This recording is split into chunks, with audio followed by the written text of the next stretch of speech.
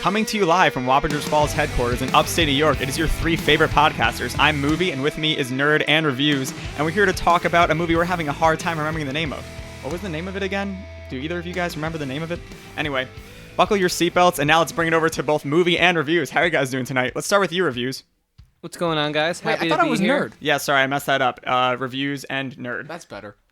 That Yeah. sounds more like me. I'm happy to be here on the third ever episode, installment, if you will, chapter of. I see what you did there. Yeah, the third chapter, we'll call it tonight, of the Talkin TV podcast, hosted by Me. I'm Dom. AKA Nerd. The movie nerd. The Just movie nerd. nerd. Well, I that's prefer also just the name of nerd. us, but I might yeah. I might just go by nerd from now on. I think that suits me more. And Yeah, we so want to reviews welcome will to even- the table our guest yet again, Johnny Manna. It seems we can't do the show without him, but when we do, we really promise you can't. the Well, you episode guys don't will let me be- leave. Like, after the last episode, you guys didn't let me leave. Yeah, here, like so- Yeah, he's just been locked in the I studio. think Johnny's missing like his crate that we're keeping him in on the side, off to the side here. You keep the Oh, letters whoops! from Did my... I mention? Did I say that out loud? You Was guys I keep not the letters supposed from to? my family just out of reach of the bars of my cell that I Exactly. can barely Oh, get God. to them. And then we mimic your writing just well enough so that your family thinks that you're perfectly okay in your getaway in the Bahamas. Yeah, so I can't wait for this to come out. You're right.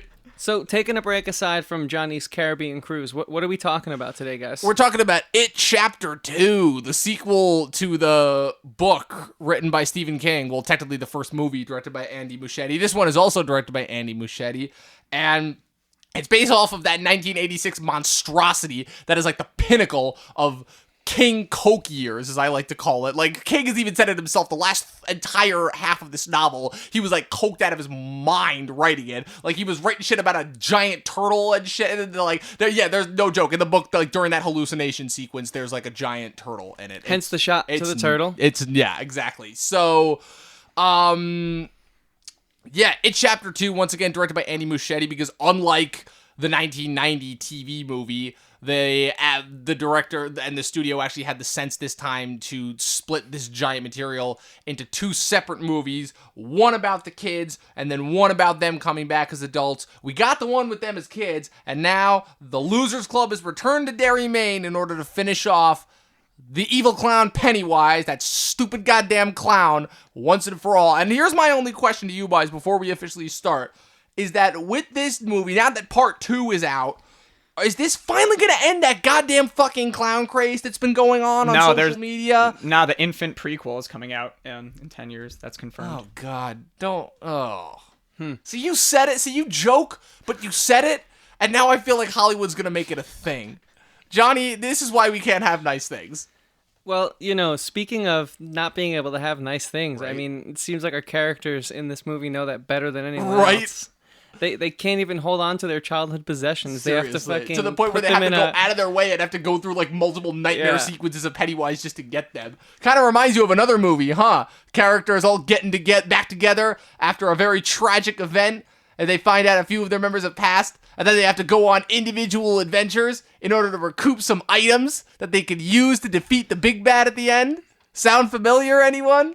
It sounds like a lot of things, but what are you Yeah, it referencing? does. I was referencing Endgame. Can I just- Endgame, That's okay. neither here nor there. May I just start the conversation more in detail by just saying, like, I've always been a huge horror fan. I love horror movies, especially in theaters, and it had certain moments that kind of lived up to my horror expectation of this movie, but they easily could have shaved at least a half hour to 45 minutes Yeah, I out knew of you were gonna the say out of the that. second act of Knew this you movie. were going to say that. Okay. Like, and Instant. here's the thing about that, right, is that that's a thing where, like, I didn't even have to know anything about what... I mean, here's the thing. I knew enough because I watched the Nostalgia Critic review of the 1990 series, so I know enough about what happens in the adult segment. I will say that based on the clips that I've seen, they obviously handled the certain sections that weren't done very well in that original miniseries much better this time around. That being said, before I even saw a single, like, bit of footage for this movie, and I found out what the runtime was, I knew, I'm like, yeah, people are going to complain that this is too long.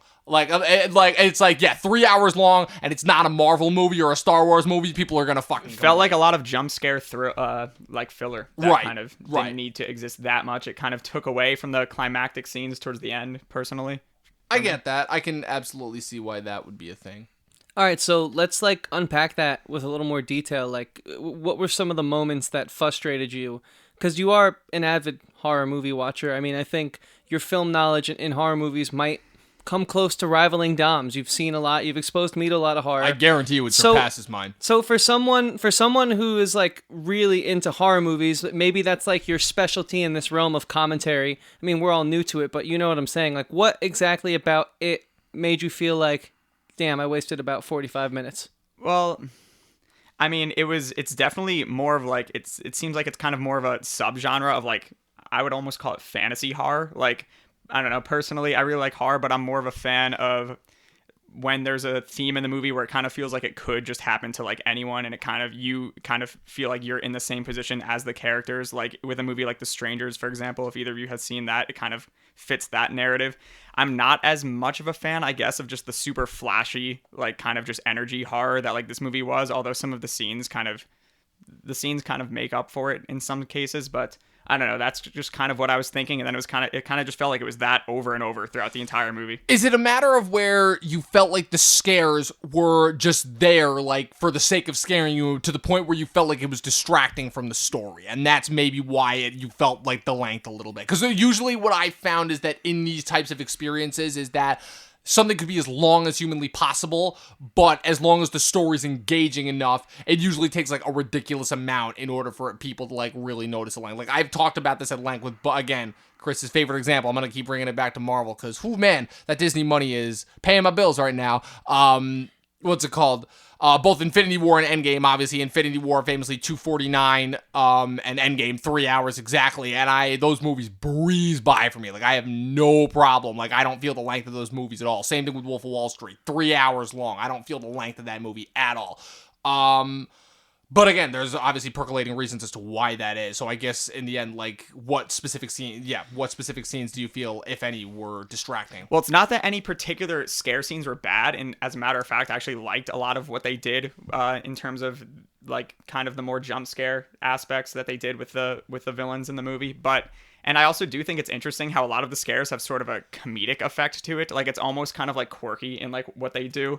But it just felt like the entire movie was so saturated with the same kind of like rhythm of like the scares happening to each character over and over that it kind of just took me out of it in the sense that I was no longer worried when they were in that scene, because I was kind of just thinking, okay, this exact thing just happened a minute ago. The effect had worn off. You're like, okay, I get it. That's not an overall critique on the whole movie. Right, but just on the like those specific aspects. Because either way, I always love a good horror movie in theaters. Right. So one thing that I thought was, I think that I didn't enjoy the first It that much because I did feel that the child actors were a little flat and maybe overacting to an extent. But again, that's a different conversation for an episode about young actors and sort of coming into your own and finding your craft.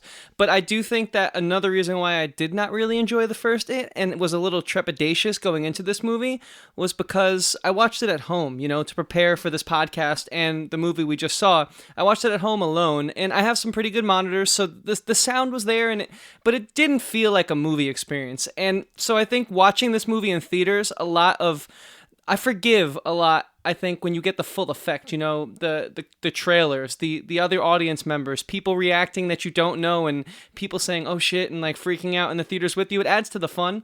But I do agree that some parts in this movie, I felt in that final climactic battle, and as you guys know by now, we don't care about spoilers. We're going to dive right in right away. Pretty much. I felt that There might have been 15 minutes too long of just blue light fighting in the dark with the clown that looked like a spider-like thing. Yeah, that went on a little bit long for me, but it was unique as far as most action. I mean, this movie didn't feel as much of a horror as it did like a thriller or even an action movie. Like I told you guys when we left the theaters, I felt like the beginning of the third act was like Raiders of the Lost Ark if it was like they were all on shrooms and like you just cocked it sideways a little bit. Yeah, it was definitely crazy. So it was nuts. So do you think that like horror fans will forgive this movie for the experience? I think that fans of this, no matter what, are not going to give a shit horror-wise, because Stephen King has kind of assembled his own fan base that's kind of like outside of the realm of like traditional horror. So yeah, I feel like wouldn't regular call fans. this I'm going to be very horror. interested to see the overall response of this. And, like to see, like, I have a feeling that this is going to be one of those like divisive movies, right, where you got the fans that love it and the fans that hate it. But like, I don't know, like, I'll because a lot of the critiques, and again, maybe this is just what happened, because I found that this is a thing that happens with me, is when I read a lot of critiques of like problems that people had with the movie before I actually watched the movie, I find that I tend to have like less of a problem with that. So my thing is that The length didn't bother me at all because I found every single minute of this movie to be engaging. And like a few of the characters, were a little bit flat, and I wish they could have done more with them. But honestly, I didn't really care that much. It didn't bother me as much as in the first one, where like with the first one, it was really noticeable that out of the 7 kids, they really only gave 5 of them something to actually do, and then the other 2 are then just there. But I feel like with this one, with how they handle the characters, just seeing them back together and seeing their chemistry, just that raw, fizzled energy, like I love that. Those are like some of my favorite moments in movies, where you just have a bunch of characters sitting in a room just bouncing off of each other and bullshitting. Those are like my favorite kinds of movies. Now, what started this was my second question to my original, pitch. Do you think this movie needs forgiveness? Like, do we think this was a bad movie? No, I don't think this was a not at bad all. movie. I feel like This we is started not this, a bad movie. Yeah, I feel like we started this conversation off on a little bit of a negative connotation, which is fine. I think that makes for interesting fodder. But by no means do I think this was a bad movie. If anything, I think this was a far better outing the second time around from a director who's finding his groove from within this universe. I mean, you know what I'm saying? Can I just say one thing? Let's hear it. One thing going off of that is everything that I said in the beginning about how it kind of just felt like it was saturated with the same kind of just super crazy, just like jump scare scenes. I think that's all true, and that did kind of take away from how I felt about it a little bit. But one thing that I just like loved towards the end is that it kind of felt like they came right out and just said that that's like what the whole point of the movie was. Because throughout the entire movie, I kept thinking this feels kind of just like Nightmare on Elm Street throughout the whole thing, but just on an acid trip the entire time. And then at the very maybe like the last 10 or 15 minutes, I don't remember exactly, but it was definitely closer to the end of the movie. They show Nightmare on Elm Street 5, like they flash back to 89 and the year of that movie. And I was just thinking like, wow, that's like so that basically fits the theme of this entire movie, because later in the Nightmare on Elm Street series is when they just start getting freaking crazy. Like Muschietti is subtly, not so subtly, trying to pay homage to a lot of different horror movies. Some of them work, like I think the Psycho bit was great. Some of them not so much, like the Shining, like blood sequence. Like, come on, we get it. And like the whole "Here's Johnny" with the slamming on the bathroom door, and that was just like that felt more like panning a up joke. to Nightmare Elm Street 5. Yeah, it was a joke, and that's why like it didn't bother me like as much as if it was like a direct reference, like something like what happened in Ready Player One last year. But Now, so we brushed upon the ensemble cast, and you actually spoke about something that I agree with you on. My favorite moment was when they were in the hotel. In the hotel, and just in the Chinese restaurant, just them, any moment where it's all of them just sitting down, bouncing off each other, hanging as friends. That's what it was. Yeah, because I actually thought they worked together really well as an ensemble cast, and I think it's very unfortunate that a good portion of the movie they were split up on their own little solo quest, because I thought that these actors, they're all veterans. They've all been in shit before. And I really felt like we kind of got cheated a little bit because their fodder back and forth was awesome. And so what did you guys think about that? Like the creative choice behind splitting them up to find the artifacts. Like, did you guys also want more of them as a unit? I mean, I couldn't agree with you more. I think that the whole splitting them up, it's like, for me, it's like, that's probably the part of the movie for me, Johnny, where it's like, okay, this is, if I had to pick any part of the movie, which I'm not saying I am, but if I had to pick any part of the movie where it's like, oh, this is the part where they just need to put in order to take up time, it would be the middle part of the movie where they're all splitting up, because I'm like, okay, this is just an excuse for them to revisit their old places, have way more flashbacks, and just get into a whole bunch of different crazy Pennywise scenarios where they're just like, in like, it's like, oh, what's the newest crazy nightmarish scenario that we can put them in this time? And then that kind of gets continued in the third act, and that's where I can understand where it gets a little bit repetitive. But if not for the fact that it blended in so hard with the theme of this movie, like really, really well, almost to a point where I think it was like a thing where Muschietti didn't even realize how well it was going to work, like unintentionally. I have a feeling this would have bothered me a lot more, but I do agree with you. I think that splitting them up in the middle really does a disservice to the incredible chemistry that is established between the 6 of them, and even the 7 of them to an extent, and that's saying it considering the fact that one of the main 7 adults is not even with the rest of the ensemble for the entire movie. Right, Steven.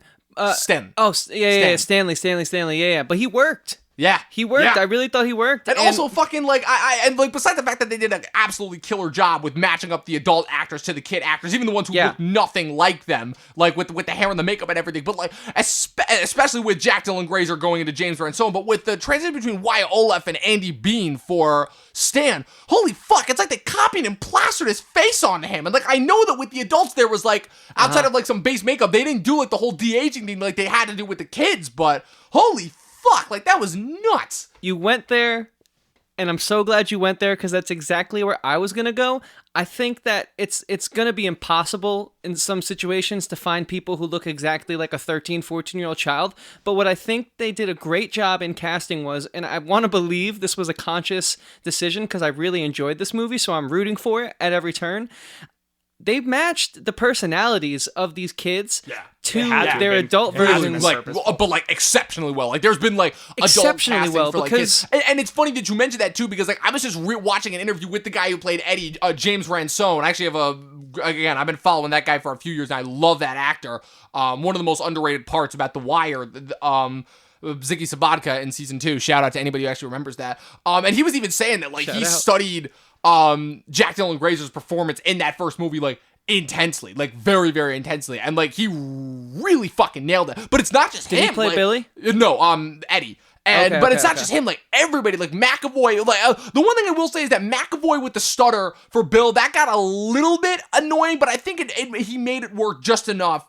Well, I think he had the same cadence as the child actor. Yes, no, absolutely, and that's what I'm saying is that because he carried that cadence across so well, that's what saved it for me. Because I have a feeling that like if that was just like I'm seeing that character for the first time, that type of a performance with that type of a cadence probably would have pissed me off, like and annoyed the shit out of me. But because as an adult, yes, but we're basing it off again, exactly, because you got to see the other part, and I think Jaden did a great job in that first one. So. And you know, before we go over to Johnny, because I do want to know what he thinks about this.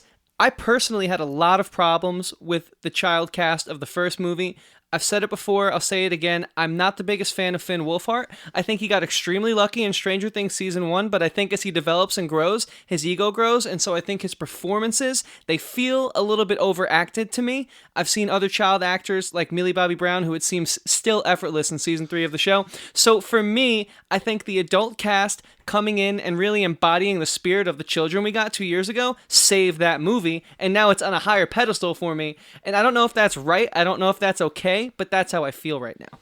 So yeah, I definitely really liked everything with the casting that you guys basically just went over, and I basically agree with all of that. I was kind of just thinking, like, I feel like as a movie, you can't even, like, it doesn't even really seem like this is just a horror movie. Like, I feel like you wouldn't really say, like, you wouldn't recommend It Chapter 2 to someone and say, like, oh, yeah, it's so scary. Like, it's not just a horror movie, which I feel like it's kind of obvious, like, with Bill Hader being in it. Like, yeah, put it this way, I'm not putting It Chapter 2 in, like, the same class as, like, Friday the 13th or The Strangers or Halloween, you know? It's kind of in a class of its own, and I'm wondering if a large part of that has to do with just King in general and, like, the fan base and just, like, the type of, for lack of a better word, following and kind of subgenre that he's developed. I don't know, but, like, you laugh, but, like, it's kind of like King really has developed. I laugh because I agree. Because the thing is that his horror, it feels so similar and similar to other generic horror, but at the same time, there's always that one little thing that makes it so different. Yes, you know? It's still so iconic and uniquely his own. I couldn't agree more. Now, Johnny, I want to ask you about this because I feel like maybe Dom and I come at this from a slightly different perspective, being people who have formally studied film through like education and stuff and had to write synopsises on it for grades and you know, assignments. Bill Hader, I can separate him from every role he does. Granted, I have a little bit of harder time with that with child actors. That might be some of my problem with Finn Wolfhard. I'm willing to admit that. But for you, someone who is sort of just like giving this your best shot and doing a great job at it, by the way, the analysis that is, how do you feel about seeing someone who's particularly usually in a comedic role in this sort of more serious scenario? Because you did touch upon that. So. Well, I actually really like Bill Hader, so I was kind of like excited to see how he would do in this movie, and I thought he did a pretty good job. I like how he did playing Finn Wolfhard's character growing up. I thought that was really interesting. Yeah, Bill Hader fucking crushed it. Like, I've heard people call him the heart of this movie, and by heart of this movie, the living fucking breathing soul of this movie. You're right, like, because you mentioned that before in terms of, like, Bill Hader is one of those guys that kind of sprung up in, like, that batch of, like, late 2000s actors where it's like, no, it's just that actor in every single performance they're in, right? And it's nothing against them, they're all very talented people, but it's like every time you watch Jonah Hill, every time you watch Danny McBride, every time you watch Seth Rogen, to the point where Seth Rogen has even made that a stigma of like, yeah, I'm just Seth Rogen in every one of his movies. Like, he plays himself. Franco kind of broke a little bit out of that mold, but he kind of still falls the same time. But you see what I'm talking? Every time you see these guys in something, you know it's them. And Bill Hader, what I like about Bill Hader is that Bill Hader is, I feel like, starting with Barry last year, continuing into Barry season 2 this year, and now I feel like with every performance we've seen from him in between, is that Bill Hader kind of like, I feel like realizes that, and is kind of playing around with that and incorporating that into his performances, and as a result is making his characters better. Because Bill Hader, I feel like, is a character actor first and foremost, and like he's got a lot of insecurity too, because like I've heard stories about him for years about like all the stuff that he did on SNL. Like he literally thought he was gonna get fired every single time he went on stage for SNL. Like he had that amount of insecurity, and I feel like the fact that he's finally got this confidence in his ability that we as audience members have always known that he's had, and now that he's kind of like portraying himself and really putting a piece of that into every single one of his performances, like it's still like you could call this like another goofy Bill Hader performance, but there's so much more to that, just combined with with what we know about the history of this character, and combined with Wolfhard's performance, regardless of personal taste or not, and with King and what he puts into this character, you know, and combined with Hader's overall take on it, like it works. Yeah, I couldn't agree more, Johnny. One thing that I just kind of thought was interesting that was just on my mind is like how we were talking about how it doesn't really feel like just a straight up horror movie. Like when you hear the name It, like do you like, the thing with me is I associated that with horror, so I feel like the fact that it wasn't just coming across as that kind of like threw me off from the movie a little bit, because like when you think of The Shining and his other movie Misery, like for example, like those are basically just like straight up horror. So I kind of thought it was like weird the direction that horror is going in now with his movies, and I don't know, like what do you guys think about that in terms of staying along the theme of like actually him being like someone who writes horror movies? Are you asking me, is Stephen King changing the genre in a sense? Is his effect on horror sort of taking it in a different turn? Yeah. Like that's less traditional? Is that what you're saying? Yeah, that's kind of what I was thinking, like with the more comic relief and the more kind of like funny like scares. Yeah, so I'm personally okay with it. I'm actually really on board with it, because to me, I sort of did a crash course in horror through Johnny last year. You know, he brought me up through some of the classics. We spent a lot of the Halloween season being very festive and sort of watching movies and having big group hangouts. And what I noticed was it starts to get very predictable, and I get where people laugh about the whole don't split up, don't do this. But when they split up in this movie, they came back together. It was their own little side quest, and they accomplished that. And then, so I like how it sort of defies the traditional trajectory of a horror film. And I also really enjoy the whole fantasy horror aspect take on it. And you coined that phrase in this conversation so far tonight. So I'd actually love for you to define that. And then I want to hear what you guys think about fantasy horror and see if you agree with me or not. So what do you think fantasy horror is, Johnny? Well, I also kind of would lump it into the same category as like the Nightmare on Elm Street movies too, where you're not kind of like actually thinking like, oh, this could actually happen to someone in real life. It's kind of just like super just out there and super just straight up super fictional, like in that sense, and kind of just along like kind of what I was saying before on how it felt sort of like a Nightmare on Elm Street movie, like on an acid trip, like towards the end, because it was just all of them going through their like various trips with their fears with Pennywise, and it kind of just all was getting like crazier and crazier. And that's kind of what I think of it as, just like less of you putting yourself in their shoes and more of you just like kind of just watching and thinking like, what is even going on right now? Like, this is crazy. So does Nightmare on Elm Street feel traditional to you?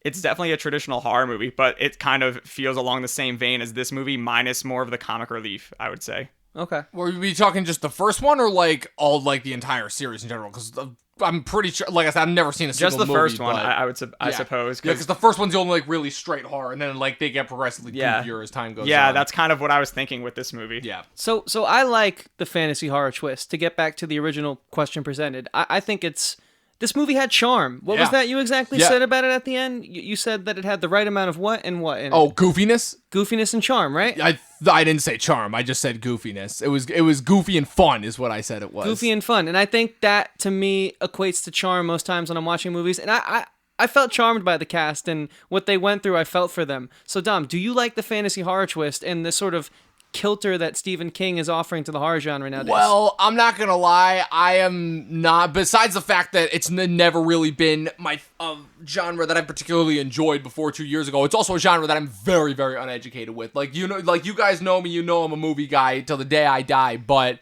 freaking like this is a genre where I could name you like a few franchises and maybe a few horror icons, but like this is just a genre that like I've never been into. And I'm not gonna lie, part of that is because of my upbringing, because I was never allowed to watch horror movies as a kid because I wasn't a genre that my parents particularly liked. So my introduction to horror comes relatively 2 years ago in 2017 when I watched Split and Get Out early on in the year and realized, oh wait, this is a genre where not every movie sucks. This is a genre that can actually like have interesting stories and interesting, about actual people and not just about scares and effects. And the one thing that I will say, particularly with this installment as opposed to the last one, and why I think I like this one a little bit more, is because the last one of my biggest problems that I said with it is that I said, everyone's calling this like a horror revolutionary. This just has all the same bullshit jump scares that are in every other movie. The only thing that makes it like a little bit funny is the fact that the monster in this one, in this case Pennywise, sucks so badly at catching these kids to the point where they literally win just by beating the shit out of him, because that's how terrible he is, because he's too busy being a goof and not fucking, killing these kids when he needs to. And that's ultimately my problem with horror, is because I wasn't a guy that grew up on the genre, I'm ultimately always that asshole that is either screaming at the killer, oh my god, just fucking kill them already, or screaming at the kids, like, kick this guy in the balls and run away, or something stupid like that. Like, I can just never get invested in, like, the horror and the thrills. Like, I watched a Friday the 13th Part 4 bullshit a few months ago, and I thought it was the stupidest thing ever, because there's literally no plot. It's just literally an excuse to get a bunch of dumb teens together so that Jason can come out and kill them. And for that's me, because the stereotype was already established. Right, no, right, but you said that, but that's my point, is that for me, the stereotype has never done it for me. So for me, it's, like I said, when I saw Split and Get Out in early 2017, I was shocked, because I'm like, holy fuck, a horror movie can not only, like, not rely on those stupid tropes, but it can also, like, actually be really interesting, funny, have good characters, just be really interesting and not rely on those jump scares. But what I'll give this one credit for is that with this one, besides the characters, which we already talked about, which the character work in this is what holds this goddamn movie together, because holy fucking shit, they really knocked it out of the park. Like I said it before, one of my favorite things with the casting is the fact that it's huge names mixed with relative unknowns. You get the superstars that are Chastain, McAvoy, and Hader, combined with lesser-known character actors like Isaiah Mustafa, or as we know him, the Old Spice guy, James Ransone, Jay Ryan, and Andy Bean. And it's a perfect mix. Like Muschietti is a guy that knows how to work with people and get the best performances out of them. And that's actually why I think that I actually, the more and more I think about it, the more and more I actually like the kids from the first one, which I famously said that I just thought that was rather indifferent to it the first time I saw it. But, and getting back to really what set this one apart for me, is that this one, it just felt like this was probably the first horror movie that I've ever watched, and while I wasn't necessarily critiquing it too hard on the story, I was just having an absolute goddamn blast with it, because I could tell that with this time around, Muschietti, even though like the sequences probably went on too long, and even though there were probably a few minutes that could have been cut, and like, oh my god, every single other sequence didn't need to be another trippy scary sequence or another flashback, because literally that's what it felt like at points, where it felt like there was like an entire B plot and C plot that were going on just with these different scenes that he was shooting. But it just felt like he was having so much fun with the underlying themes that I feel like it all kind of blended together in this weirdo mismatched package. And like I said on a previous episode of ours, I am starting to appreciate movies much more and more for the little things that don't necessarily make it flow as cohesively as a narrative. Right, and I think that sort of is why people gravitate towards certain directors over others. You get used to their taste. You have to like the way Tarantino tells a story. If you don't like the way Tarantino tells a story, you're not going to get out of it what someone who is a fan of his will get out of it. Someone who is okay with that sort of like split narrative, figure it out on your own kind of, and so I think that is the charm of this movie. And that makes me want to ask something that I was waiting to find the perfect moment to. And Dom, this is why you're the best host in the business. Thank you for setting this up. I try. We've talked a lot about the characters. We've talked a lot about the trope factors of horror, and we've talked about horror as a whole. Now, you just said that you feel the characters really saved the film. Do you think the narrative was compelling enough in this movie, or do you think it had everything else going for it just enough, being the visual effects, which I thought were stunning, the cast, and just sort of like the shot design, and I think the mise en scène, the decor and the vibe, the aesthetic. Do you think that carried this film, or do you think there was a compelling narrative in there? What's it called?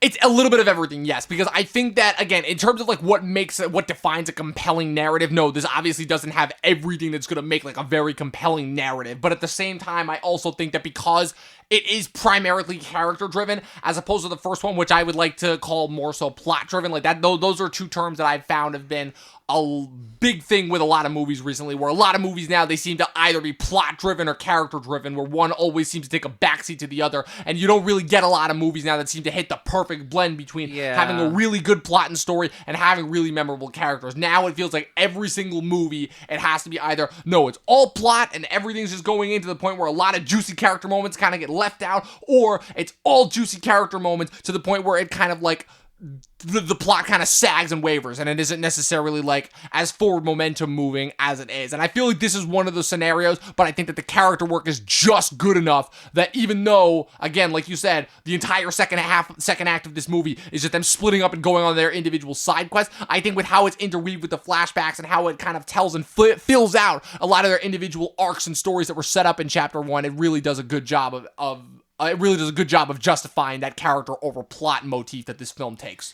Yeah, I was definitely a huge fan of just the overall narrative of the film, too. One thing that I'm always super reserved about, that always makes me super critical of modern horror movies, is I don't really like when they're just full of jump scares. I like when the plot is able to be just, like, inherently creepy, too, in itself, which is one thing that I did like about this movie, too, is the fact that it wasn't just all jump scares, even though there were a lot of them. I also like, or also just to go back to something you said earlier about the tropes of like early horror, the only problem I have with that is the idea of like superimposing like horror tastes now onto times like in the early 80s, for example, because at the time those like early Friday the 13th slasher tropes were all as shocking to people as like this movie probably was, if not 10 times more so, because there's a reason why they made like I think at least 10 Friday the 13th movies, because they actually did Jason X.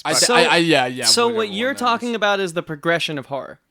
I also do like how, when you think about it, this movie's kind of a slasher film. Like it basically, absolutely. I don't see that. Explain that. It's not quite just the masked person like running around a camp like stabbing people, but it basically is just a group of people who do the kind of stereotypical like splitting up thing and then like meeting up again, and like they're all kind of just getting like haunted and terrorized by this like kind of outside like outlander like villain who is Pennywise, who basically just like attempts to just take them out one by one. The only kind of difference is he doesn't really actually he doesn't he never does. He doesn't. He just fucks around with them more. The one guy had to kill himself. It was one that I was making fun of him for every single time, to the point where he's so bad. That's one thing I didn't like is the fact that like when I was comparing it to Nightmare on Elm Street, I was thinking, but wait, the only difference is in Nightmare on Elm Street, the second Freddy actually fucking kills people. No. Yes, but the second you realize, like Johnny Depp in the first one, for example, the second they open their eyes and you realize that they're dreaming, you know, like, oh my god, they're like probably gonna die. Freddy Krueger is gonna freaking come out of their sheets and kill them. But then in this movie, it's kind of just like the same kind of like acid trip dream over and over of them just then not dying, and it kind of just, that's kind of like what took me away from it towards the end of the movie. Yeah, so that Johnny, you obviously are way more versed in this realm of film than Dom and I, and that's why I'm glad you're here. Now I got to ask you a question. You know, someone who's seen a lot of horror films, do you think that sort of the fantasy element that was introduced in this movie is sort of because maybe people are realizing like, oh, someone's going to jump out here and it's going to scare me. Like, do you think that is sort of a way to try and save the genre or reinvent the genre? Or why do you think we're getting like these weird mix match? Like, why are people not okay with like the traditional horror movie format anymore? Because obviously the first It movie made a lot of money. I'm sure this one is on track to do the same. So why are we accepting this when horror for so long has been so much of the same thing? The internet. I think people's attention spans have just gotten shorter to the point where they like there's something that people like about the adrenaline when like you just get like the pumping bass and just like the thing flashes before your face, and it kind of becomes more of you like having a reaction, like a physical reaction to the screen rather than actual fear. It's more of just like you're getting like kind of startled the same way as you would with like any just sudden loud noise. And like I kind of just think like lower attention span has caused that at least a little bit with the horror genre. Do you think this movie suffered from that, or do you think this movie is an outlier, someone who's well versed in traditional horror films? I think that it's something just like that. It's kind of just like its own type of horror movie, like kind of what I was saying before. Like with the amount of kind of just like with a comedic effect to like a lot of the even like scarier scenes, like with just the way, like for example, Pennywise like shaking his head back and forth like super fast as he like runs at you, which happens like a million times in the movie, and it kind of almost has just like a comedic effect to it, to where with like kind of older, more iconic like horror villains, you're kind of not tempted to like think it's comical, like when the villain is like chasing a person, for example. So that's one thing that I kind of just found interesting about Pennywise in this movie. Yeah, nothing in the first Halloween had me laughing when he was, chasing his victim. But Pennywise never felt scary to me in this movie. He kind of felt annoying at some times, and I was more so compelled. Yeah, I mean, you said that actually a few times. That's what he is, because that's what he is, because he spends all his goddamn time, because that's the whole thing with his goddamn species, because the whole thing is that Pennywise is, I don't know how into Stephen King's lore you are, but I've done a little bit of research, and Pennywise is a member of the same species of the creatures from The Mist. The creatures that came out of that portal from The Mist. Pennywise from that. But the whole thing is that he got kicked, why he landed on Earth, because he got kicked out of that universe because he fucking sucks. All he wants to, he does. It's true. I've never heard that theory. I've seen The Mist. Is this fan theory or is this factual? No, this is like confirmed. This I've is like seen The Mist. confirmed. The Mist is like confirmed. all he wants to do is fucking goof off and He's like a slacker and create more of the because he spends all literally, but that you say that, so but they that's kicked the thing. him out of the Mist universe. He spends pretty much. He spends all his time. But there was only one universe. Fucking in the Mist. around and making these crazy illusions instead of just fucking eating people, and he wonders why all of his goddamn victims escape and beat him up, because it's like he's literally next to the kid in the locker, and I'm like, dude, I literally just saw you not even 2 seconds ago chomp down on a little kid and like said blood gushing everywhere. Do that to this fat fuck, and he doesn't. And it's like, to that point, I just have to say, I'm like, that defeats the logic of the character, and I just have to assume that it's plot armor. His only real successful, I like that, plot armor. Yeah. His only real successful That's been a thing on the internet for years now, dude. Were Georgie, stupid little kid, and he's then the girl, fucking little kids. The girl in the beginning of this movie, yeah, and he's like a toddler Freddy Krueger. He doesn't actually want to do what he's doing. Which, like, I guess that makes sense then. So, the fact that he tried going after like preteens, like 14 and 15-year-olds, then he wonders why he gets the shit kicked out of them, because the only people that he's actually successful at killing are fucking dumb little kids and then dumb teenagers that end up chasing the preteens into the sewers and then get eaten. So hear me out. We're sort of a little bit over the halfway mark, but we still have time, so I do want to pose this question right now. With all of this in mind, we have a horror movie that we all seem to enjoy. It's got a fantasy-esque twist, but if you think about what horror movies are, our villain, we've all just said, isn't scary and has only killed people under the age of 4. Is this a good movie? And over the age of 15. He's got a couple confirmed kills that are higher, but like he really has terrible aim. He if really you want to does. put it in those he terms. really fucking does. So, like, he had Beverly in that apartment, like, dead to rights and let her fucking escape. So did we enjoy this movie? Or is it just a fun... Did we enjoy this movie? And is it just a fun movie that we liked? But is it a good movie at the same time? I mean, I feel like that... You know what I'm trying to say? I get what you're trying to say, but I feel like that shouldn't matter, right? Because the whole point is, right, of whether it's fun making it a good movie or not, right? There are fun movies that are also good movies, but there are also just movies that, like, you can, like, just have fun with, you know? But even if they're not, like, necessarily great, you know? I don't know. I thought it was fun, but I didn't love it as a horror movie. It was a fun movie with problems. It was a fun movie with imperfections. I thought it was fun. I thought it would have been more fun if it was maybe around the 2-hour mark and not 2 hours and 45. But just as a horror movie, I didn't love it in that aspect, just like for these same reasons on why like we weren't actually that scared of the villain. Aside from, I think the scene under the bleachers, I thought that was like kind of cool. Like that was cool. Some of the scenes that was cool. That set the tone. Yeah, but I don't think that was answered. I don't think that tone being set, it didn't feel answered to me. Yeah, it never really came back to that point. But if it makes you feel any better, the book, the miniseries, and the first movie are all kind of the same tone. So it's not like a departure from said tone. It's a continuation, per se. It might just be this is the first time where you realize it because it's the first time you've seen it on the big screen. What do you mean that they're the same tone? Like that same kind of darker I got like, tone, if anything, tone? like I said, that the only differences in tone to me between this and the first movie was that everything here was bigger. You know, and like more enhanced. And like anything that I found like remotely scary from the first one, I found scarier here. And everything that I found remotely goofy from the first one, I thought was turned up to 11 here. I guess I'm just not a huge fan of that tone for horror movies then. Okay, and that's perfectly fine. Like, not to say I didn't enjoy it, because I still can enjoy I will definitely admit, it's a very... I'm right there with you. Yeah, I know, but I'll admit, first and foremost, it's a very inconsistent tone. And it's difficult as hell to nail down. There's already been few enough movies that have been able to nail it down, you know? Yeah. To the point where it's like, to the point where they just get to the level of like just being straight up comedies, you know? Like nobody in a million years would consider Zombieland to be anything remotely resembling a horror movie, even though it's a full-on zombie movie. Fair enough, but I think the marketing and the ARG around that film, Right. You knew what you were getting into going into it. The trailer we got for It 2 was literally where Beverly goes and meets that old woman, and that trailer terrified me more than this entire film in a whole. Yeah. So I think that's I don't another know. I feel problem. like there were specific. I don't know. I feel like there were specific moments with that scene that very much conveyed the tone of this movie. But I will also say that scene in particular, it does come down to subjective taste because there are a number of different ways you could show that scene. It could translate across completely different tones. I guess I'm just waiting for a more just iconic, just like pure horror movie then. Well, I mean, if you're looking for Fair something enough. iconic, like just look at fan response. Like, I hate to say this, but iconicness is not determined solely by quality. If it was determined solely by quality, there would be a million other movies that have not gotten the recognition that they deserve that would be like in the public, that like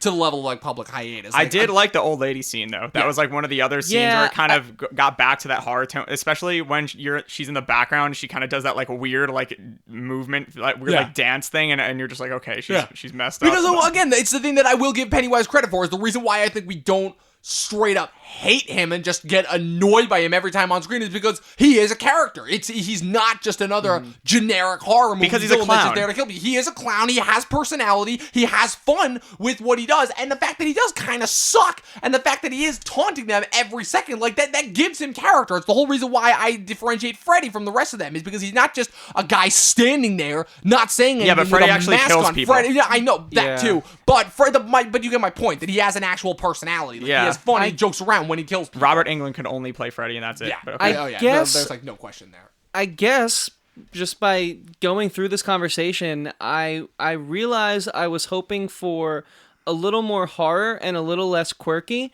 but I think this movie coming out where it did, slated as the first big horror movie of 2019, the Halloween season. I thought that was Us. Oh wait, never mind. I'm talking about like season. this Okay. Halloween season. I think this is the perfect introduction to the fall movie cycle, and I hope the horror amps up a little bit more going forward because the scariest moments in this movie, I feel really were never truly answered by the plot.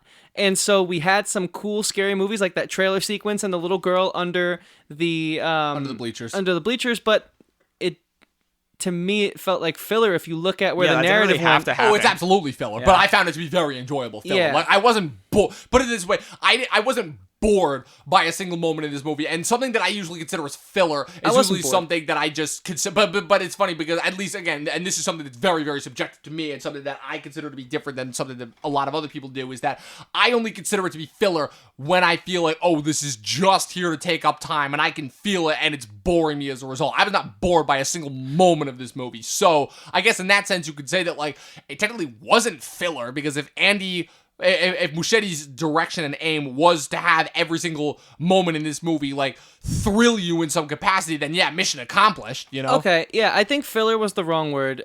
I think it served a purpose. It painted a picture, but it did nothing for the narrative and the story. I definitely think there was some filler in the movie. Maybe not that specific scene. But. Yeah, like, so I think that this was a fun movie, and I really liked it. But for someone who's really getting into horror in the past year has sort of become pretty enthralled with the genre, it left me wanting more. And I think that first act especially, like that couple getting beat up in the beginning, who were they? And that was just like filler to like get Pennywise back in. That was just like, they were just nothing characters. At first I was trying to think because I just hadn't seen the first one in so long. I was thinking like, do I know them? Are they some of the kids or something? So that was just Although one I thing will with say me. that is the second random Xavier Dolan movie that I've seen in a big in a big, well, not a big budget movie, but like just like a relatively well seen movie, and I just can't help but wondering if like he wants to get his Death and Life of John F. Donovan movie on a mainstream market so badly that he's just whoring himself out to all these different like big budget studios. That's dropping a whole bunch of movie terminology that none of you guys know what I'm talking about, and that's fine. Xavier Dolan is the guy who played Adrian. He's the guy who Pennywise like beat in, like he like literally Pennywise like he rescued him from the lake and then he like eats his heart out right in front of his boyfriend.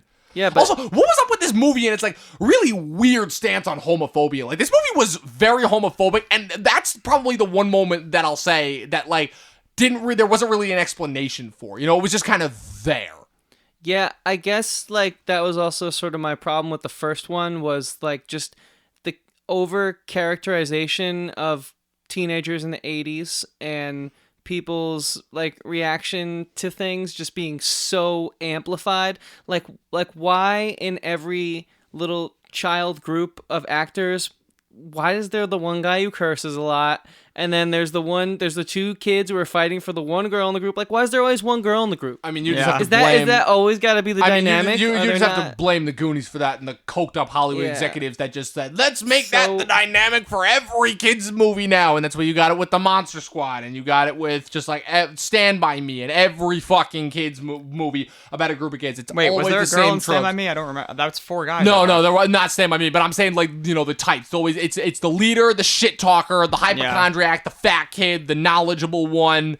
Again, if there is a tomboy, there'll be a tomboy, and occasionally you'll get the token nationality, you know? That's just there. I guess I'm just sick of that. You know, give me something different. I get that. And I recognize that I'm become a bit of a hipster. Because the other thing too, but it's not even that just you. That's becoming a dated trope. Because it would have been one thing if that was the dynamic that continued throughout the 90s and the 2000s, but that kind of like stayed in the 80s, and then it got brought back with like Super 8 and now Stranger Things. Right, so I would say more so with Super 8, because again, the thing that Stranger Things did so well is I would say actually did a really good job of giving those kids distinct personalities and not just making them types. Like I've never see in a our million Stranger Things episode. Yeah.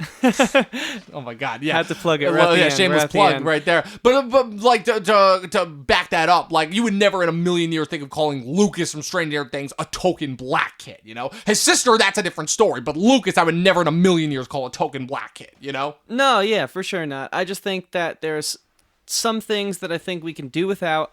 And I want the audience to wake up out there and challenge your filmmakers to give you something a little different. Now, I hope you guys enjoyed this conversation. We're at the end. You know, this is going to be our approach, right? We're not just going to give you what you want to hear. We're not going to give you, oh, I love this movie. They looked so good on screen. Like, we're going to challenge the process and sort of like, I sort of changed my opinion throughout the course of this conversation on the film. It's not as perfect as I thought it was. And that, to me, is the mission statement of the show. And I couldn't be any more happy with the conversation, guys. And as you know, as per tradition on this show, let's all go around in a circle, starting with our guest, Johnny. Let's rate this movie out of 10 and give us, like, your final thoughts on the film.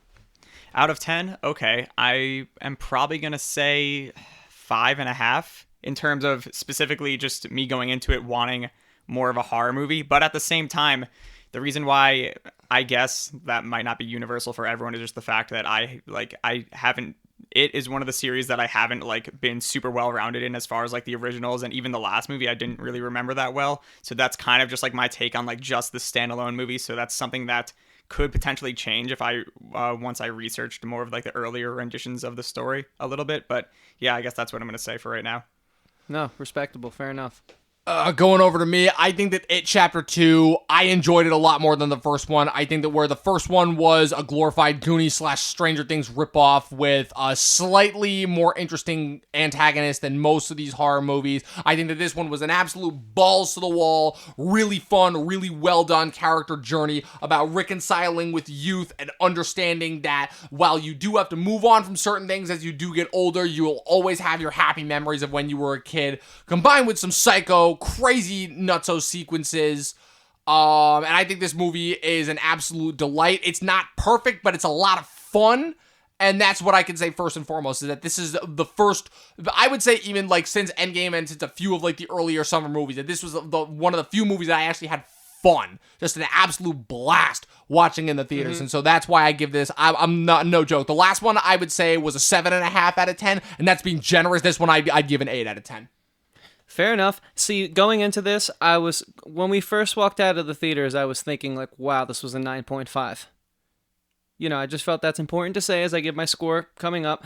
And so I think I need to get off my high horse a bit watching films. That's what I'm getting from talking to you guys. I want my filmmakers to give me more, and so you're asking a little bit much just in today's day and age. Look for streaming if you want quality. You should know that by this point. I know it's the internet age, and people try to fan service because tweets and retweets are a new currency and likes are a new currency. But I'm looking for the guy to come along and really just terrify me in a way that I haven't felt before. And so with that being said, I I sort of agree with everything Dom said, although I'm not going to give it as high of a score. I'm going to let this one rock at a 7.77. I think it gets straight 7s across the board. 7 times 3 is 27. And so, with that being said, that was wrong, but we're going to cut that out. No, we're not going to cut it out. What? It's very late. We went to a late showing of this film. No, we didn't. But I'm just trying to cover my tracks. Not all. It's a 3-hour long movie, dude. Yeah, so I'm giving it a 2:45. 7.77 because it wasn't perfect, but it was fun. And I think 3 7s equals fun in my mind. And so the last thing I want to say is... terminology. The last thing I want to say is... 3 7's fun. Now, Johnny, back to your cage. Oh, wow, okay. I never left my cage, first of all. Oh, shit. So I want to thank you guys yet again for joining us. We're having fun doing this, right, Hell guys? yeah, absolutely. If you're listening to doing, this... like, as many more of these as we can. I would do one every night if I could. Can I finally get some food after this? Can you guys feed me after this episode? Maybe. We got some bread left over from Panera earlier. So if you guys are listening to this, you know where to find it. And thank you for joining us. We are, I'll be a little candid, we're still figuring out how to do this kind of show, so we thank you guys for joining us, and we just appreciate you being here on this journey. Keep up with us on socials. We're going to try to pump these episodes out as often as we can, but we'll only do them if we feel the content is good enough. So just know you're getting quality when you listen to Talkin TV. Dom, sign us off. Watch motherfucking movies. Watch movies. Stop watching YouTube. Watch fucking movies. Support art. And thank you guys for supporting us. Play some clarinet. Watch movies. Cheers, everyone.